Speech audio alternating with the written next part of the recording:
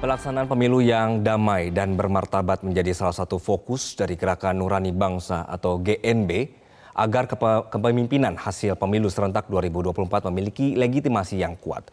GNB juga berharap transisi pemerintahan dapat berlangsung dengan baik. Dan untuk membahasnya sudah bergabung bersama kami dari luar studio tokoh Gerakan Nurani Bangsa Alisa Wahid. Mbak Alisa, terima kasih sudah bergabung dalam Metro hari ini. Selamat sore, Assalamualaikum. Waalaikumsalam Mas Anggi, selamat sore para pemirsa sekalian. Baik, Mbak Alisa, jadi apa yang membuat sejumlah tokoh yang terhimpun di GNB ini berencana mendatangi semua mantan presiden dan mantan wakil presiden? Apakah memang kondisinya sekarang ada keresahan yang dirasakan? Ini adalah para tokoh yang memang sudah dalam hal khidmat kepada bangsa itu sudah malah melintang begitu ya, sejarahnya rekam jejak beliau-beliau adalah orang-orang yang selama ini konsisten memperjuangkan bangsa begitu. Nah, dengan melihat situasi saat ini, tentu ada beberapa hal yang menjadi concern beliau-beliau itu. Makanya kemudian saya sebagai yang muda diminta untuk memfasilitasi beliau-beliau untuk berkumpul, berpikir bersama, dan kemudian juga membawa buah pemikiran beliau ini kepada para sesepuh bangsa yang lain dan kepada para pemangku kepentingan utama. Itu tujuannya, Mas. Jadi yang sudah itu kemarin adalah kepada Wakil Presiden Republik Indonesia Bapak Ma'ruf Amin dan juga kepada mantan Presiden Susilo Bambang Yudhoyono.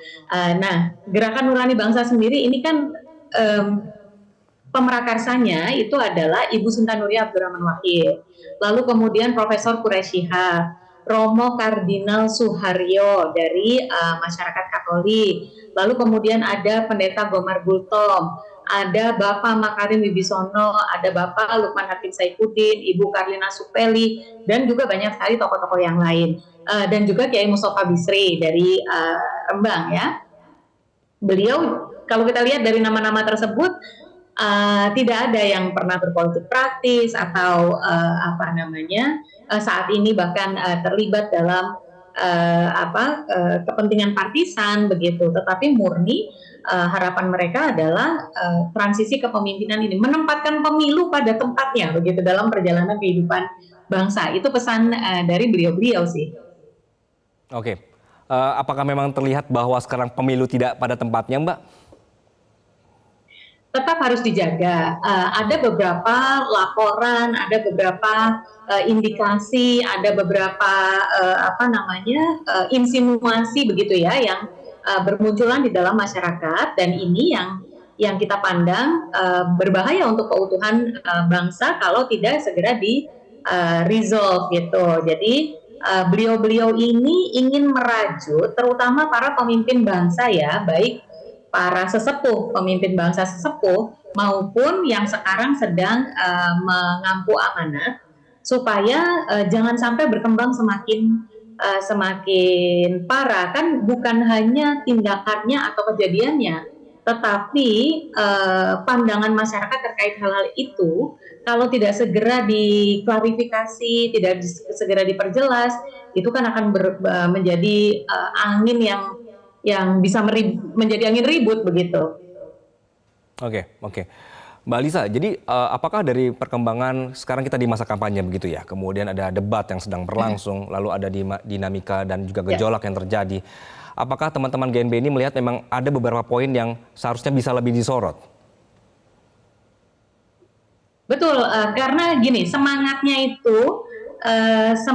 para tokoh ini kan kemarin yang kami minta pertama adalah sebetulnya cara pandangnya bagaimana para tokoh melihat situasi saat ini. Yang pertama, kita semua diikat oleh cita-cita bersama, gitu ya. Masyarakat yang adil, makmur, sentosa, bla bla bla deh, gitu ya. Dan itu hanya bisa tercapai dengan keutuhan bangsa. Keutuhan bangsa ini hanya bisa terwujud kalau demokrasi itu dijalankan dengan baik, begitu pemikiran beliau. Nah, pemilu itu bagian dari proses demokrasi ini. Untuk mendapatkan pemimpin, yang pemimpin ini harus mendapatkan kekuasaan ini dengan cara yang baik, dan kemudian menjalankan kekuasaan ini dengan cara yang baik juga.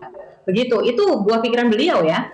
beliau-beliau ini. Nah, kita mau memastikan bahwa pemilu sebagai transisi kepemimpinan ini memang nantinya berjalan dengan jujur, adil, damai, bermartabat. Karena itu segala dinamika yang ada itu harus dijaga di sini, harus dijaga dalam koridor jujur, adil, damai dan bermartabat tersebut. Misalnya tidak ada pelanggaran, apalagi yang menabrak konstitusi, tidak ada intimidasi, tidak ada gesekan-gesekan yang dalam tanda kutip membahayakan ketertiban bersama, hal seperti itu. Dan tentu netralitas aparat ya, ini juga penting sekali yang dari kemarin diulang-ulang oleh para tokoh adalah memastikan bahwa penyelenggara negara, wabil khusus penyelenggara pemilu ini menjalankan amanahnya untuk menegakkan keadilan,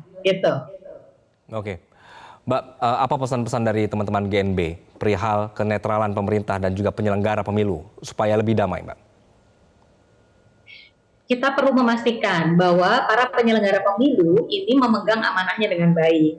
Mengingatkan mereka bahwa transisi kepemimpinan ini hanya secuil saja dari perjalanan panjang bangsa. Jangan sampai kemudian melihat pemilu ini jadi ujung akhir begitu.